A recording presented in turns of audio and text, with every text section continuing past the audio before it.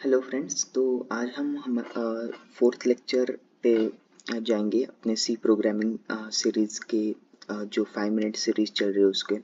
तो आज हम कवर करेंगे increment and decrement operators in C, और उसके बाद हम मोस्ट इम्पोर्टेंट टॉपिक जो होता है बिट वाइज ऑपरेटर वो भी कवर करेंगे। तो शुरू करते हैं। वापस हम हमारा ऑनलाइन कंपाइलर खोलेंगे। तो यहाँ पर सबसे पहले हम देखेंगे इंक्रीमेंट एंड डिक्रीमेंट ऑपरेटर। तो जैसे ए की वैल्यू अगर यहाँ पे मैंने 5 लिखी है, एक इंटीजर वेरिएबल डिक्लेयर किया है जिसकी वैल्यू 5 असाइन की है, तो ये जो ए प्लस प्लस हम करते हैं इससे जो ए की वैल्यू होती है वो 1 से बढ़ती है। सिमिलरली हम अगर ए माइनस माइनस करेंगे तो उससे ए की वैल्यू 1 से घटेगी।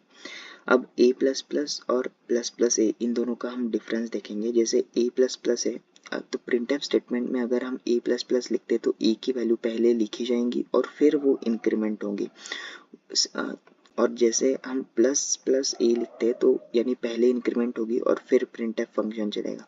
चलिए इसके आउटपुट के थ्रू हम आसानी से समझते हैं। जैसे ए की वैल्यू पहले 5 थी, अब यहाँ पर प्रिंटफ आ गया और ए प्लस प्लस, तो ए प्लस प्लस क्योंकि प्लस प्लस बाद में और प्रिंटफ फंक्शन पहले है तो ए की वैल्यू 5 प्रिंट होगी।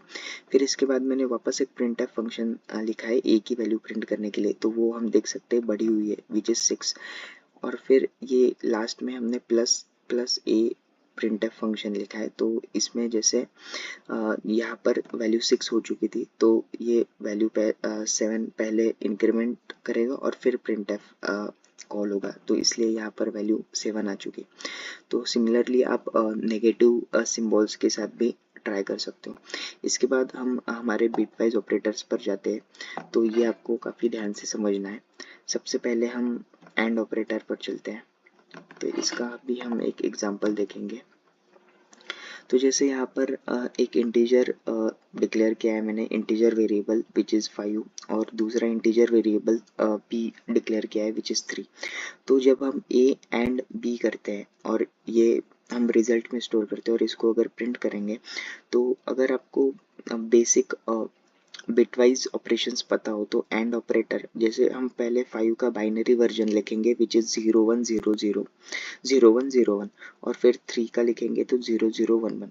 इन दोनों का जब हम बिटवाइज ऑपरेशन करेंगे तो क्योंकि ये एंड ऑपरेशन है तो ये आउटपुट 1 तभी आएगा जब दोनों बिट्स उसकी 1 होगी। तो दोनों की पहली बिट 1 है तो इसलिए हमें आउटपुट में पहली बिट 1 आएगी और बाकी सारी बिट 0 आएंगी।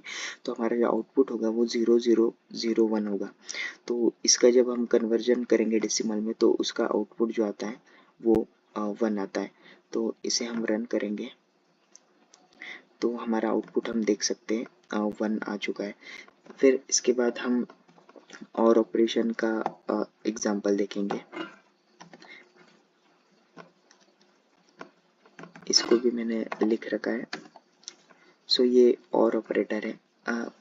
जैसे ए की वैल्यू 0101, बी की वैल्यू 0011, तो अगर हम और ऑपरेटर करते हैं तो और ऑपरेटर में कोई भी एक भी 1 रहा तो भी हमारा आउटपुट 1 रहेगा। तो यहाँ पे जैसे फर्स्ट बिट दोनों की 1 1 है तो आउटपुट 1 आएगा। फिर दूसरी बिट में एक 1 है तो वो भी 1 लिखेंगे हम, तीसरी बिट में भी 1 आएगा, और लास्ट बिट क्योंकि दोनों 0 है तो उसी केस में ही हम 0 लिखेंगे। तो हमारा जो फाइनल आउटपुट बनेगा वो 0111 बनेगा। तो जिसका हम डेसिमल में कन्वर्ट करेंगे तो वो 7 आएगा। तो इसका आउटपुट भी हम देख सकते हैं 7 आ चुका है। फिर इसके बाद हम जाएंगे हमारे XOR ऑपरेशन पर। XOR ऑपरेशन का भी एग्जांपल देखते हैं। Let's copy the code. तो XOR में वापस 5 एंड 3 दोनों एग्जांपल हमने लिए।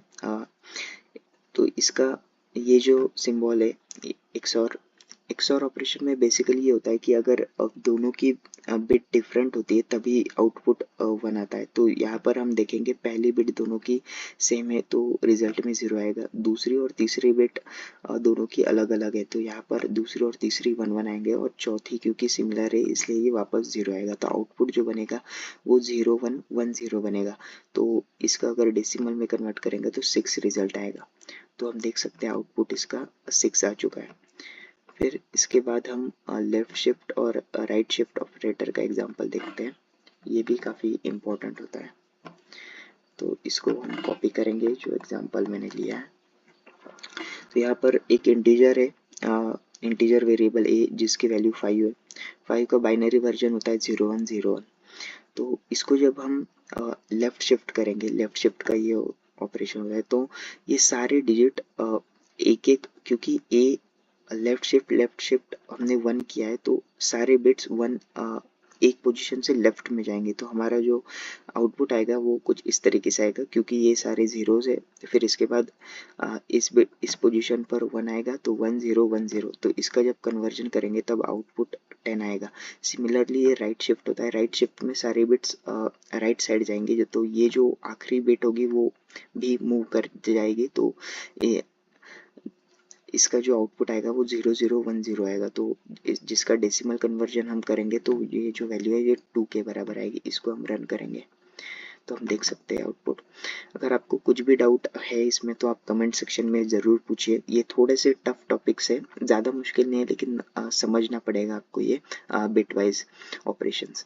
तो आई होप आपको सब समझ आया होगा। Thank you so much.